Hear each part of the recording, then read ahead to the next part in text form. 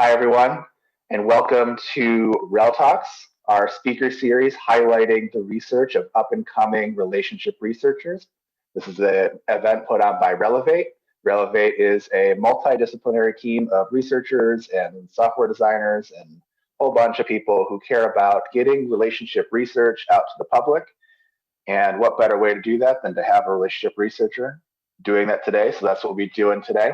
So with us, our guest today is Tom Sue. Tom is a third-year doctoral candidate at Florida State University studying marriage and family therapy. He uses he, him, and his pronouns. He attended Kansas State University for his undergraduate study in psychology and his master's in marriage and family therapy. His clinical and research interests are on intercultural relationships and sexual and gender minority relationships, particularly their stress and resiliency factors. In his dissertation project, he proposes the concept of relational cultural intelligence, which he defines as a type of intelligence that allows people to learn and apply cultural knowledge in an intimate relationship. His dissertation proposal has received dissertation project awards from both the university and the college. So Tom, thank you so much for joining us and giving this talk today. If anyone in attendance has any questions for Tom at any point during the presentation, keep your mics muted. And go ahead and click chat at the bottom of your screen and just type in whatever question you have, and I will read it to Tom at the very end. We'll do a Q&A after Tom's done. All right, so without further ado, Tom, I'll turn it over to you. You can share your screen and you can begin. Okay, well, thanks. Give me 1 second. I'm going to share my screen really quick. Okay. Well, thank you, Eric, for the kind introductions, and thank you everyone who tuned in today. It's my pleasure to be here to talk to you about the topic on intercultural romantic relationships and the challenges and stressors that these relationships face. So let's start. What is culture? It turns out defining culture is not easy.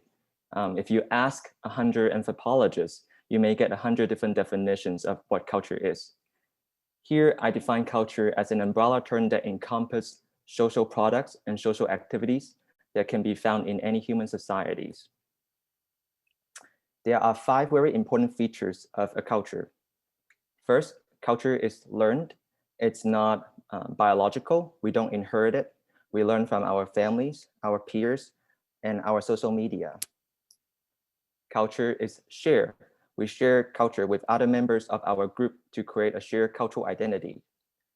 However, even culture is shared doesn't mean that culture is homogeneous. Culture is symbolic.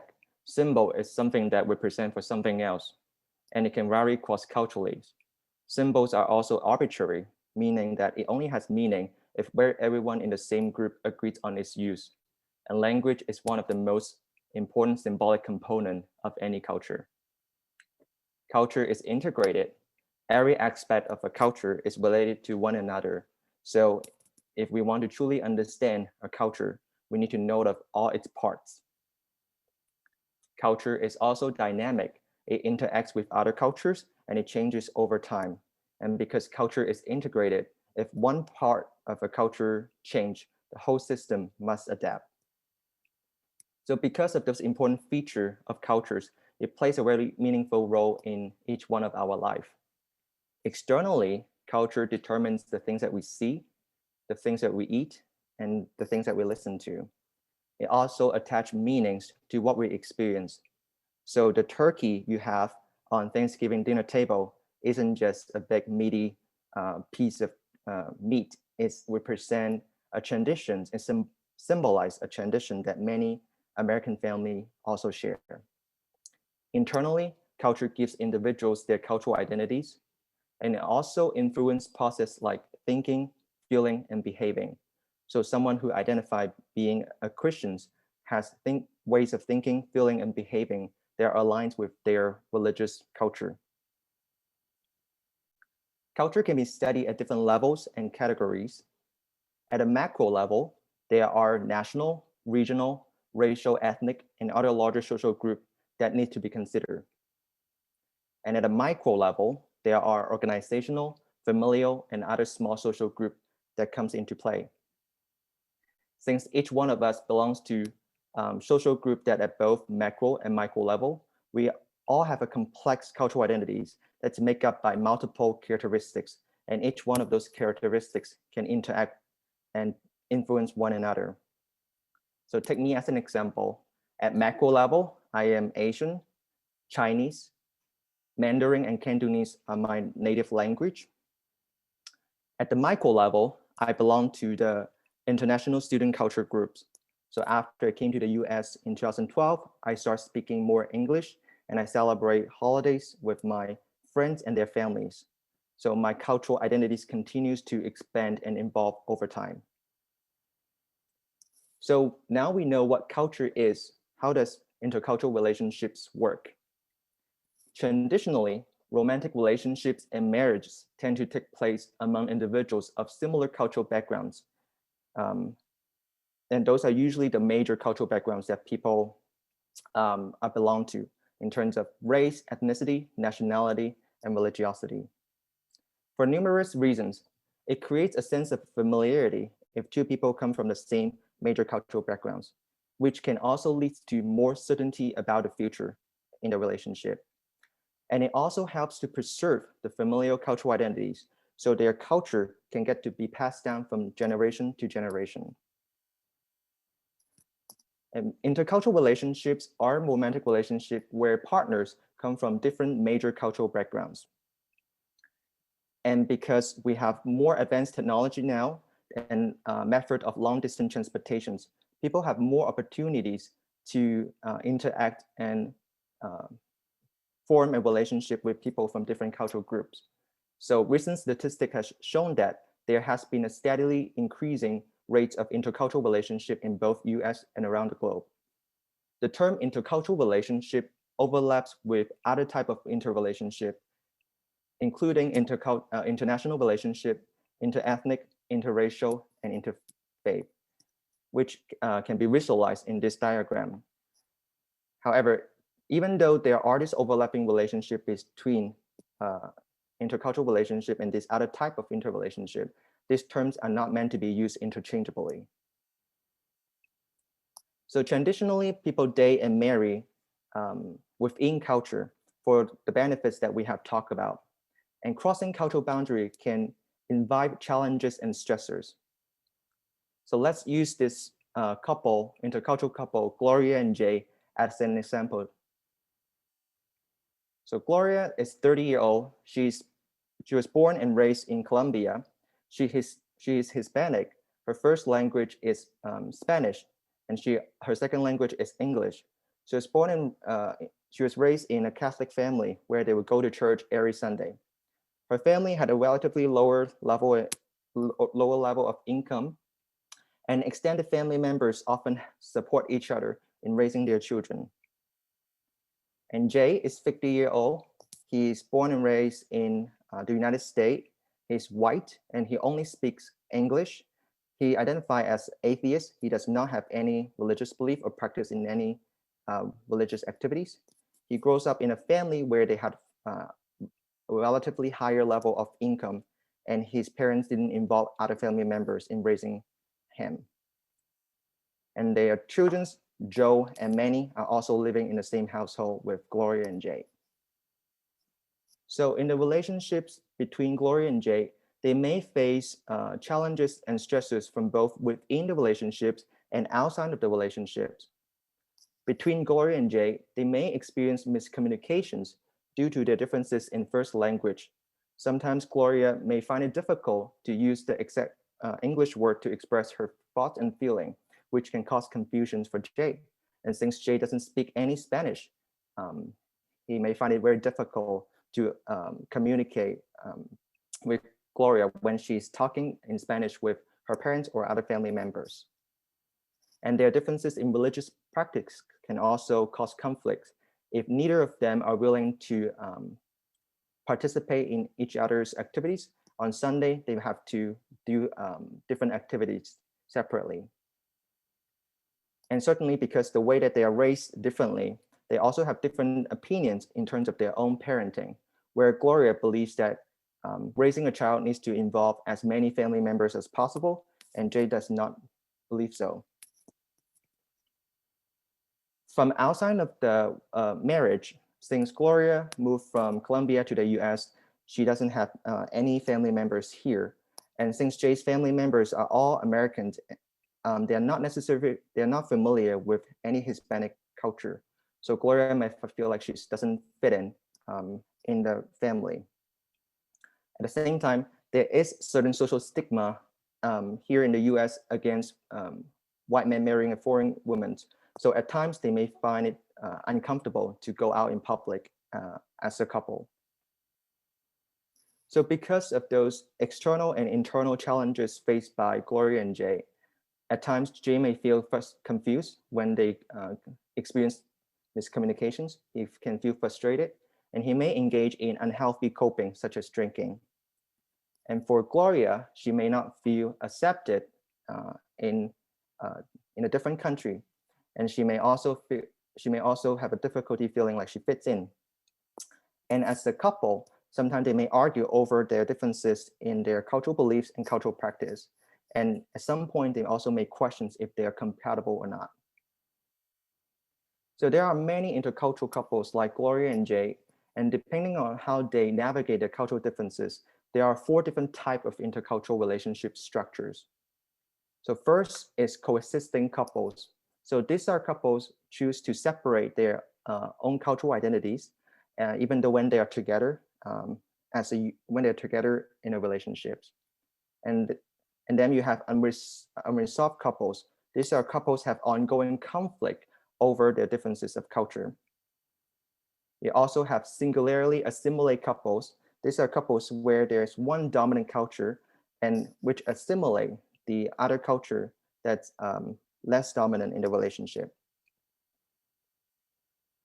And then you also have integrated couples. These are couples who are able to maintain their the cultural identities and then create a third identity. They're able to integrate those cultural differences in their relationships. So despite the fact that intercultural relationship may experience some challenges and stressor, intercultural relationship also have an advantage. And then there are things that individuals, couples, and families can do to create a strong and resilient relationship. So some advantage of being in an intercultural relationships include broader opportunities for learning and growth because they have those cultural differences, enhanced openness and respect for cultural diversity, greater degree of commitment as couples invested time into learning about their partner's cultures and making accommodations. And for children who grow up with intercultural parents, they have more opportunities to interact with people and family members from different cultures. So in order to create a resilient intercultural relationships, individuals can gain knowledge about their partner's culture. They can also pay attention to the cultural differences and similarities in their relationships. And they can develop a positive attitude towards those cultural differences. And as a unit, couples can participate in cultural activities together. They can also engage in conversations between them about things that are important to each of their culture and decided which part of their cultural identity they want to preserve and pass down to their next generation. And for families, it's important for family members to challenge any negative assumptions towards different cultures and also towards intercultural relationships among the family members. And also it's important to show inclusivity in the family for cultural diversity. So here's a summary of here's a summary. We all have a unique set of cultural identities. And we know that intercultural couples with those major cultural differences can face both external and internal challenges and stressors. And when there are challenges, there are always opportunities for people to grow and learn. We know that culture plays a very important role in our life in shaping who we are and influence our interactions with others. However, we are not just mere receiver of cultures, we are also active participants in shaping the culture around us. So we grow up in cultures and cultures also grow in us. I want to give a special thank to the Valerie team for this opportunity to present this topic to you. I also want to thank people who are tuning in today. And I also want to thank Austin, who has helped me preparing for these presentations. And if you're interested in my research and this topic, feel free to reach out with me via my email. And I would like to hear some of your questions regarding this talk. Thank you so much. Thank you, Tom. That was great. I appreciate it. So for those of you who are in attendance, if you have a question for Tom, go ahead and click the chat function on the bottom and go ahead and type it in. While we're waiting, I was just thinking about, you gave some really great kind of like things to work on for couples that might be struggling with this.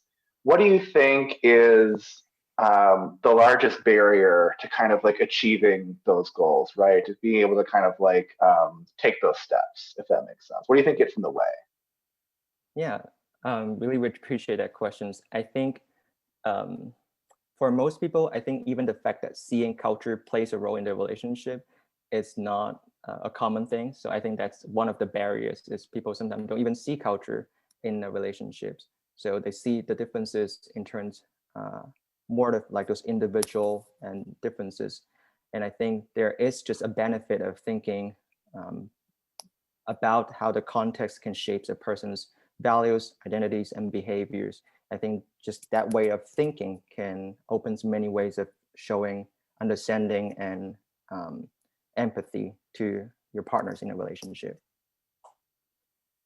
Yeah, I think culture is one of those things that it's so ever present. Sometimes it's almost like fish realizing they're surrounded by water, right? Like we don't realize how much we're surrounded by it. Exactly. Any other questions for Tom?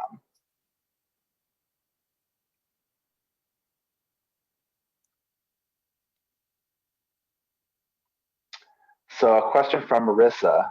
As a therapist, this is important to integrate into like the therapy room. So where should we start as a therapist? So if we're working with couples, I'm assuming in the situation, where might a therapist start in this conversation? I really love these questions. I want to say this is a big piece of the work why I'm interested in this topic, because as a therapist, I think one of the very first lessons we learn is to be culturally sensitive in the room. So very early on, we taught cultures, we learn to see culture. And I think every therapist are privileged in bringing that awareness into the room. And often in the work that we do, in some ways, we are already integrating that way of thinking in working with our clients. And especially for couples, I find it really useful when in therapy room, kind of challenging them to think about the things that they have conflict on and to go back into their upbringings and to understand where those differences in views and perspectives can come from. And often they can identify things that kind of above and beyond their individual differences. And they can start a different conversations on how to go forward from there. Excellent. So another question from Tatiana. Oh, and Marissa says thank you. How do you think extended families, so like in-laws, play a role in how couples deal with differences they might face within their intercultural relationship? In literatures, actually conflict between partners and in-law is one of the common challenges for many intercultural relationships. Since when we talk about cultures, we're also talking about there's a family behind an individual. And for couples, we don't just interact with our partners, we interact with their parents, their siblings, and their other extended family members.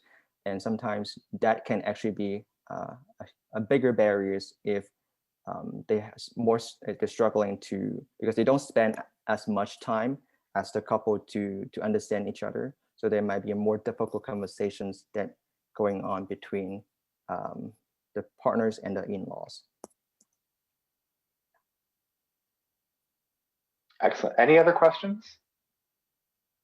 Tatiana says thanks. Thank you for asking that. Really love those questions. Shaylin says thank you. Loved your presentation. So thank you so much, Tom, for bringing this up to our attention and teaching us all a little bit about culture. I think even those of us who think it's important to understand culture and learn about culture learned a lot. So I think there's a lot to take away. A couple more great jobs from Taylor and Austin. So great work, Tom. And then for those of you who are in attendance, you will get a feedback survey in the coming days. And if you fill that out, we would really appreciate it. We have a presentation again next week on ACEs, so adverse child experiences or traumatic experiences, and how that influences couple relationships. And thank you all for joining us, and we will see you next week. Thank you all for tuning in. Appreciate it.